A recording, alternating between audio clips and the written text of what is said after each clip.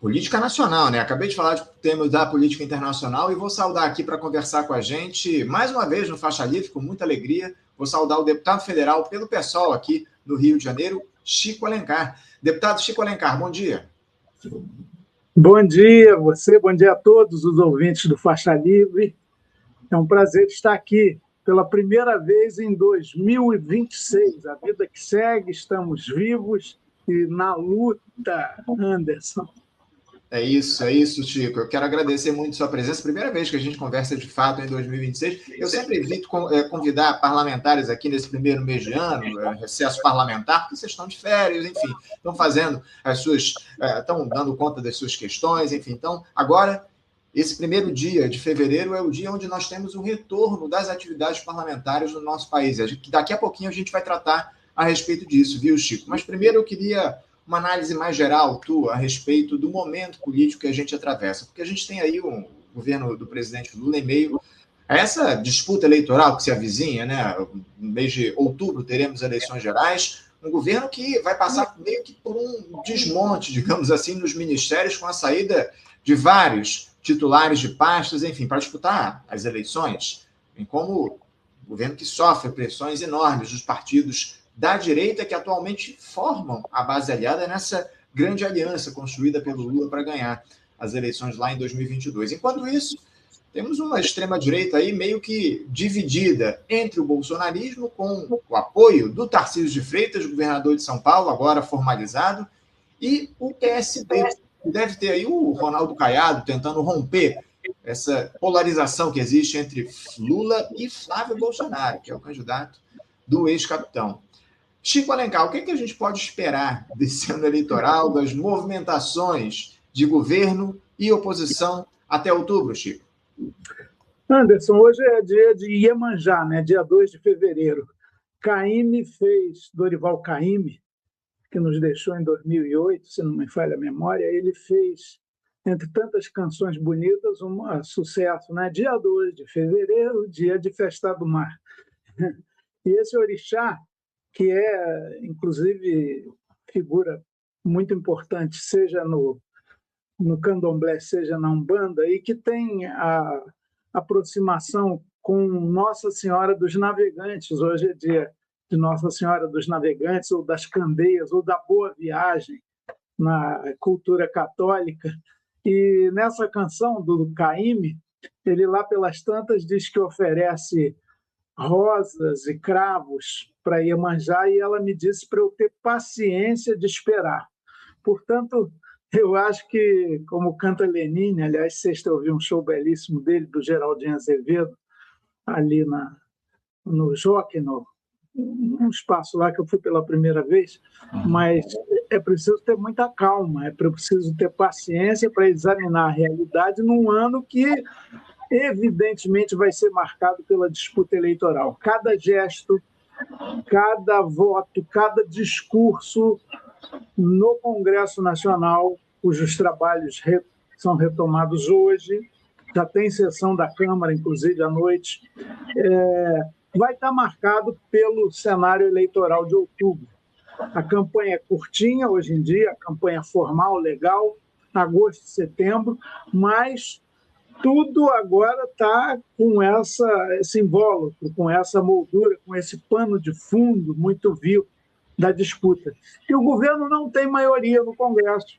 O governo não conseguiu, ao longo desse tempo, por mais que dialogasse com a direita, com o centro, a quem faz muitas concessões, ele não conseguiu consolidar uma base sequer para garantir, por exemplo, a manutenção dos vetos contra aquele absurdo projeto que o Congresso aprovou por maioria de perdão a quem tentou dar golpe. Isso é algo contra a Constituição, contra o bom senso democrático. E, no entanto, há uma chance enorme dos vetos corretos do Lula nesse projeto serem derrubados. O governo não tem força também para implementar a sua PEC da segurança pública, por mais que negocie. E faz concessões o tempo todo. Devia aprender, ter entendido que não adianta, tem que ser combate, tem que ser disputa. civilizada, mas aguerrida de projetos de proposta. Vamos ver se pelo menos o Vale Gás, que é uma medida provisória, que vence agora 11 de fevereiro, essa maioria reacionária, direitista, conservadora, aprova. Se não aprovar, nós temos que ir para a rua denunciar quem é inimigo do povo. Chico, eu queria aproveitar que você citou esses vetos do Lula ao PL da dosimetria, que foi aprovado lá no Congresso Nacional. Não sei se você estava naquela cerimônia lá no Palácio do Planalto, no 8 de janeiro, onde o Lula assinou aí o veto a esse PL da dosimetria. A grande verdade é que o Lula assinou aqueles vetos com um constrangimento fora do comum. Ele chamou ali as pessoas para fazer foto e tal, não fez uma citação a esses vetos que ele assinava ali no momento, a votação que foi feita no Congresso Nacional para aprovação desse PL da dosimetria.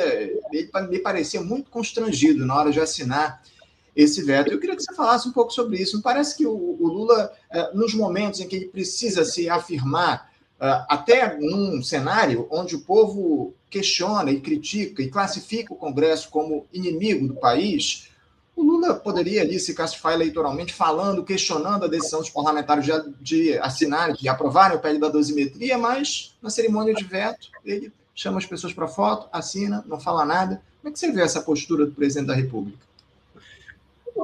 O Anderson, eu acho que você está fazendo um julgamento, uma análise muito do subjetivo, né? Porque, na verdade, foi um ato de repúdio ao golpismo. O ato no Palácio, dia 8 de janeiro, foi um ato todo ele de repúdio ao golpismo, com esse marco de 3 anos do 8 de janeiro, e o Lula sofreu muitas pressões para não assinar naquele momento o veto, deixar-se para uma semana depois, ainda tinha tempo, e talvez ele tenha refletido um pouco essa situação.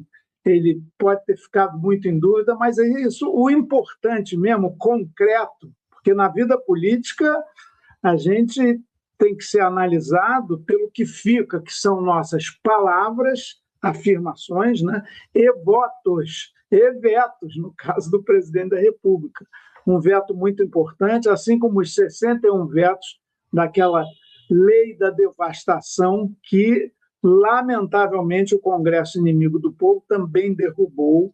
Então, eu acho que o problema não é do veto do Lula com maior ou menor entusiasmo, é do próprio Congresso e de uma maioria completamente atrasada, cheia de retrocesso. Eu espero que em outubro o povo tenha mais lucidez e vote num Congresso menos conservador.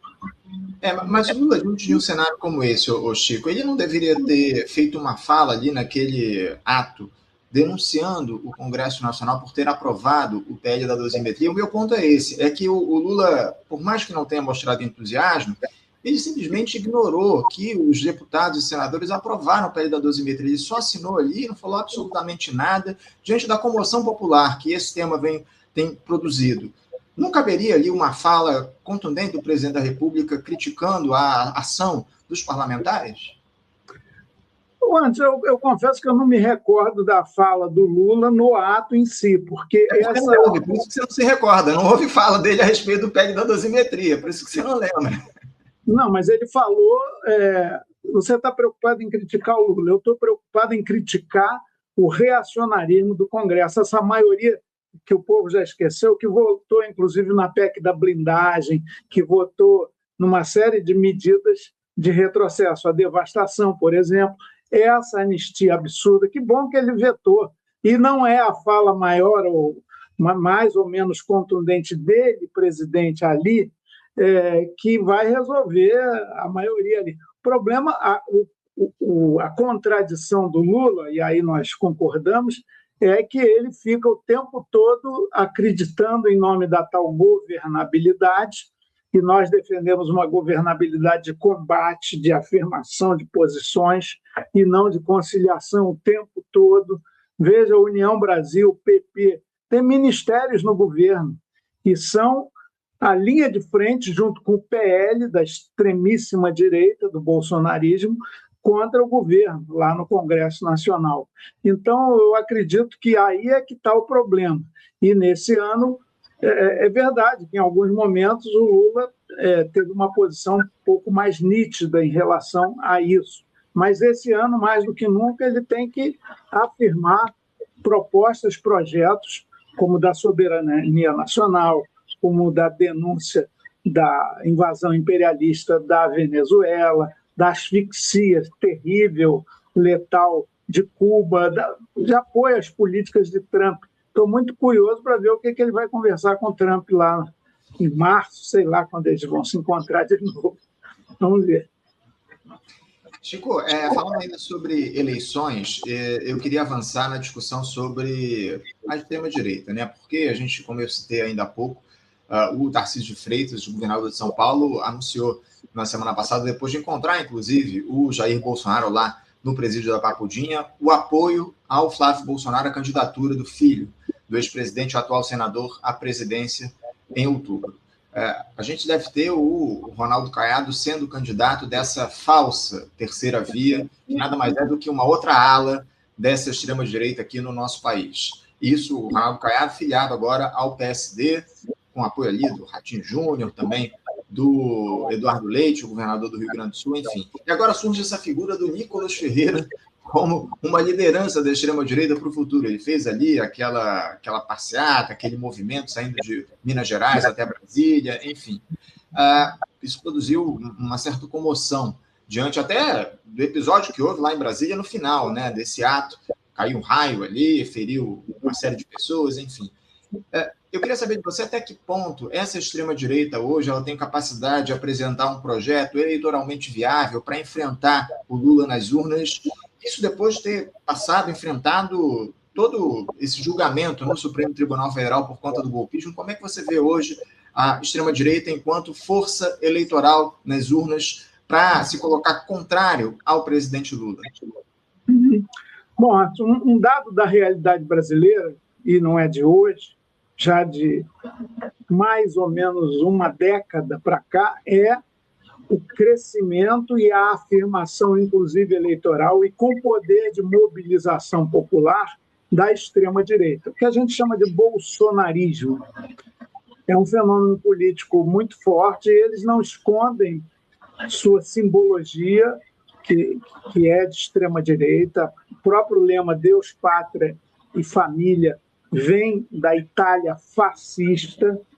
Eles se inspiram nesses modelos que tiveram muita força no mundo, do nazifascismo, dos anos 20, 30 e 40 do século passado, e eles afirmam, e não só no Brasil, esses contravalores da extrema-direita. E tem força eleitoral, que nunca existiu antes. O Plínio Salgado, o integralismo brasileiro, tinha lá alguma relevância, tentou um golpe também contra Getúlio Vargas em 1938, disputou eleições com o próprio líder Plínio Salgado, os integralistas, Anauê, mas nunca chegaram ao poder. No Brasil chegaram com Bolsonaro, uma figura que era do bastíssimo clero, quase que objeto de gozação geral dentro do Congresso da Câmara dos Deputados, pelas suas posições extremadas.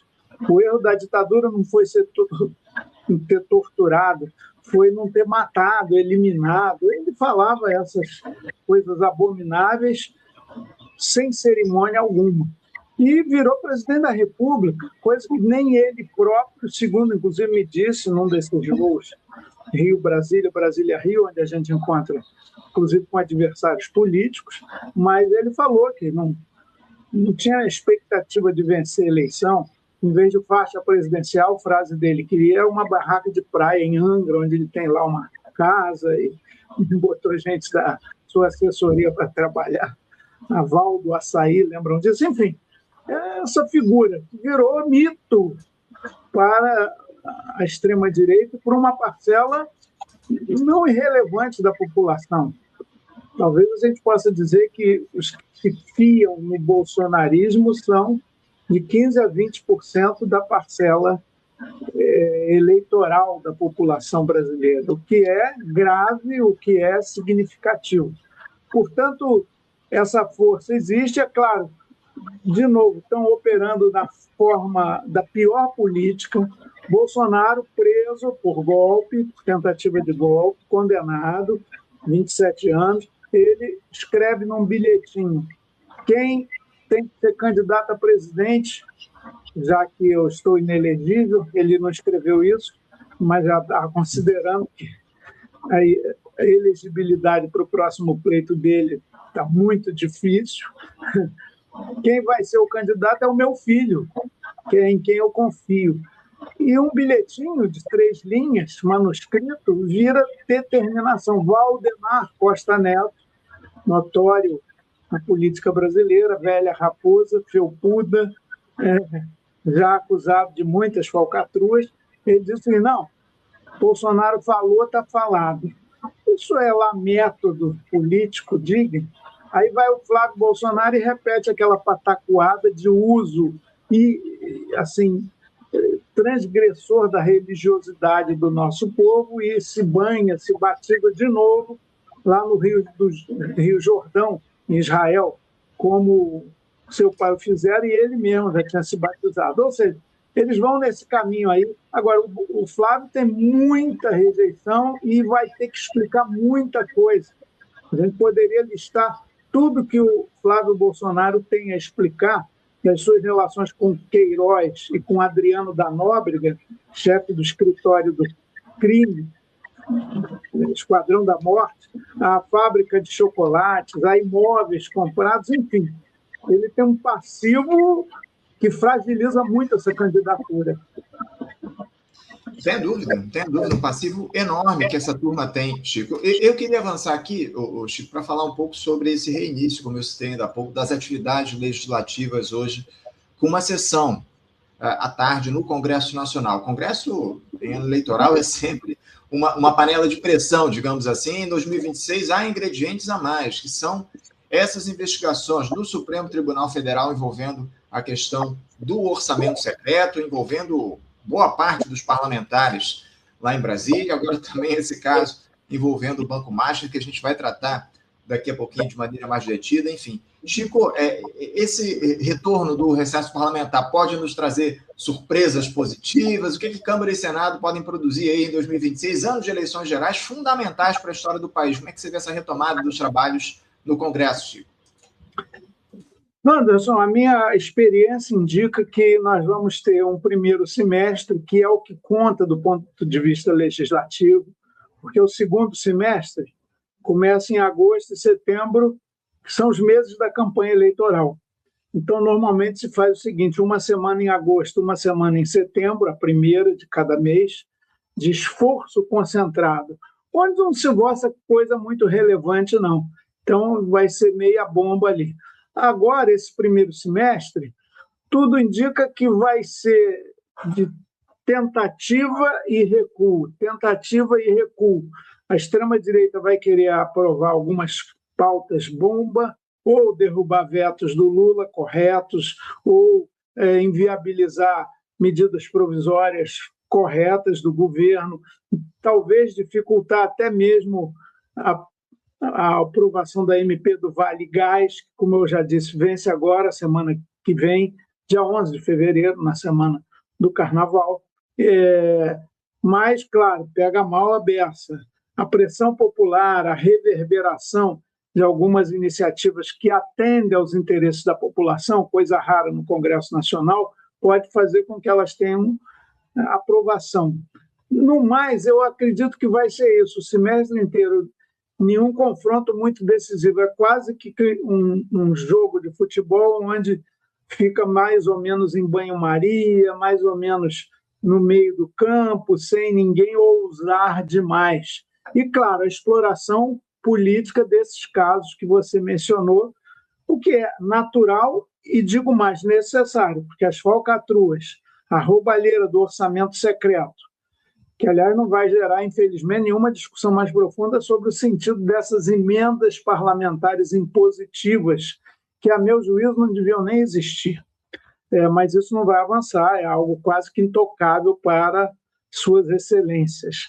Aquele pedacinho do orçamento da União que eles detêm e fragmentam por aí, muitas vezes com esquemas corruptos. Por outro lado, o Master, olha, como diz o Vorcaro, envolve graúdos de A a Z no mundo lá da cúpula da casta de Brasília. O governo erra ao ficar proclamando que não quer CPI nenhuma e tal. Por que não? A oposição vai explorar. Quem disse? E os indícios de vínculo de Ciro Nogueira e outros mais com Rueda, com esse esquemão, né? O próprio governador de Brasília. Enfim, esse escândalo master, magno, gigante, tem que ser apurado, sim. E a Polícia Federal está agindo muito bem nesse caso. É isso, a Polícia Federal vem atuando, mas há quem tente dificultar o trabalho da PF. A gente tem feito muito essa crítica aqui nos últimos tempos. Esse episódio esse caso Master tem mostrado os tentáculos desse sistema financeiro corrompido com executivo, legislativo e judiciário. Enfim, eu queria aprofundar um pouco essa avaliação tua, Chico, a respeito do caso Master, as ligações do tal do Daniel Vorcaro com figuras do alto escalão da institucionalidade, em especial essa situação envolvendo o Supremo Tribunal Federal, o ministro Dias Toffoli e também o Alexandre de Moraes, de alguma forma. Como é que você avalia essa situação envolvendo o STF e o Banco Master? Algo muito grave, que não é, como diz um excelente artigo do sociólogo Léo Lins, que volta e meia está aqui no Faixa Livre debatendo também. O Léo Lins, toda semana, todo domingo, ele publica um artigo nas nossas redes sociais chamado Olhos de Lins, e ele é muito agudo na sua percepção, e ele lembra uma obra clássica de Bertolt Brecht, a ópera dos Três Vinténs, onde o personagem principal, que na tradução brasileira foi chamado de Mac Navalha, é uma revista do mundo novo rico, do mundo financeiro, e que vai ganhando dinheiro a partir de 1000 golpes e parcerias com quem, inclusive, parecia ser muito digno, muito honrado, muito honesto. Ora, Daniel Vorcaro é essa figura no Brasil de hoje.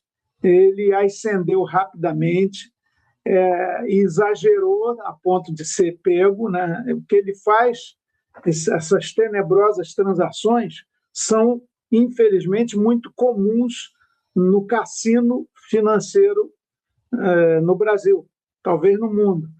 Mas ele ostentava tanto, exorbitava tanto, queria tanto, inclusive, envolver todos os poderes, ministros, grandes lideranças de grandes partidos da Câmara e do Senado, todo mundo, né? Ele quis fazer um esquema poderoso.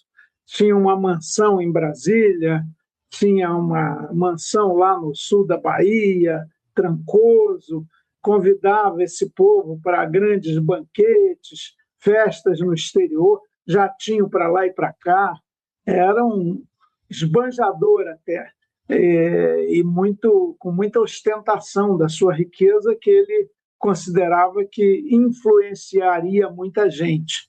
Ele sempre disse isso. Eu tenho muito boas relações com todo mundo da classe política em Brasília. Todo mundo não, pera lá, né? Nunca vi esse sujeito, nenhum de nós, pelo menos do PSOL, foi aos seus banquetes. E ele agora está enrascado aí.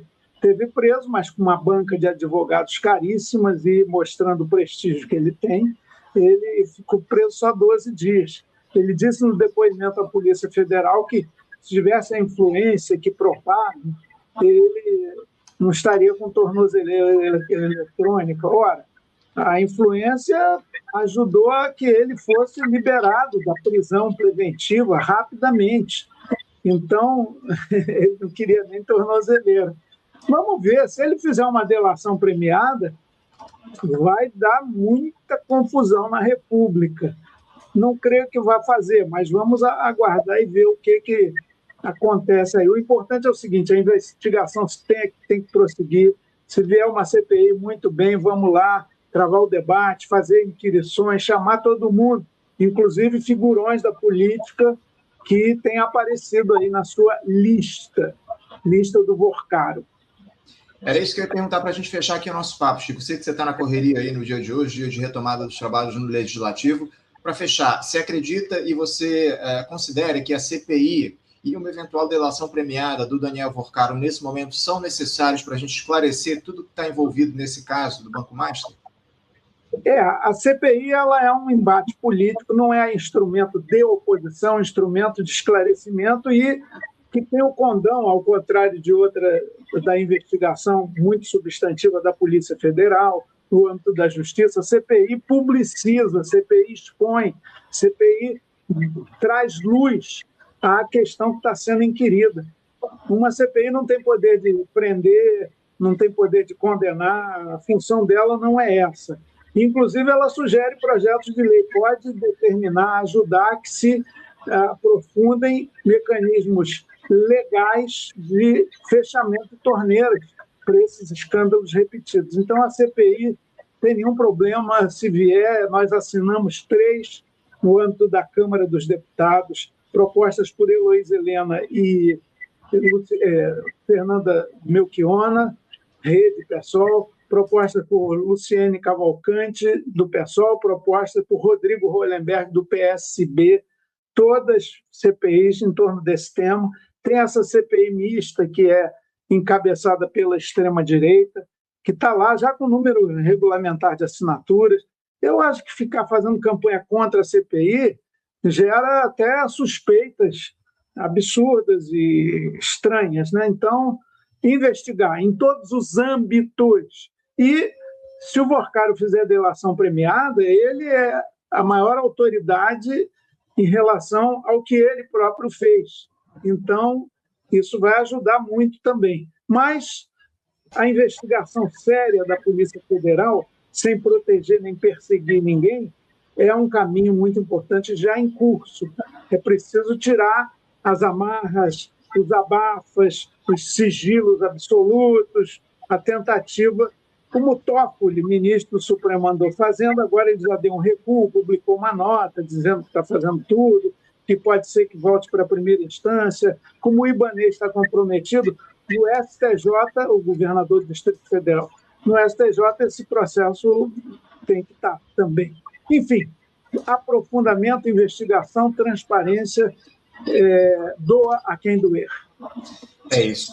Deputado Chico Alencar, quero agradecer a sua presença aqui mais uma vez conosco no Faixa Livre, desejar sorte nesse ano difícil que a gente vai ter pela frente, ano eleitoral, ano de muitas pressões, muitas disputas, e que a gente possa voltar a conversar em breve aqui no Faixa Livre. Obrigado pela sua participação e uma boa sessão em Brasília hoje. Obrigado, Anderson. Um bom ano para todos os nossos, da família plural, diversa e crescente do Faixa Livre. Vamos juntos. Obrigado, Chico. Grande abraço. Até a próxima. Conversamos aqui com o deputado federal Chico Alencar, do pessoal aqui do Rio de Janeiro, falando sobre essa retomada dos trabalhos legislativos no Congresso Nacional essa semana. Aliás, no dia de hoje, né, teremos uma sessão do Congresso, se não estou enganado, a partir das 15 ou 15h30, de retomada dos trabalhos, enfim. O Supremo Tribunal Federal, o Judiciário, também retoma o seu trabalho nessa segunda-feira, enfim, nesse 2 de fevereiro. A gente vai, inclusive, tratar disso aqui no Faixa Livre ao longo dessa semana, da retomada dos trabalhos no Legislativo também. Enfim, temas importantes que a gente tratou com o Chico, falando do caso Master, falamos do processo eleitoral que a gente vai ter no país ao longo dos próximos meses. Aliás, no mês de outubro teremos eleições, mas a campanha já está nas ruas, a grande verdade é essa, né? Já temos muita gente fazendo as suas campanhas, divulgando aí as suas candidaturas, enfim. Então, tratamos aí de uma série de assuntos importantes no papo com o Chico Alencar.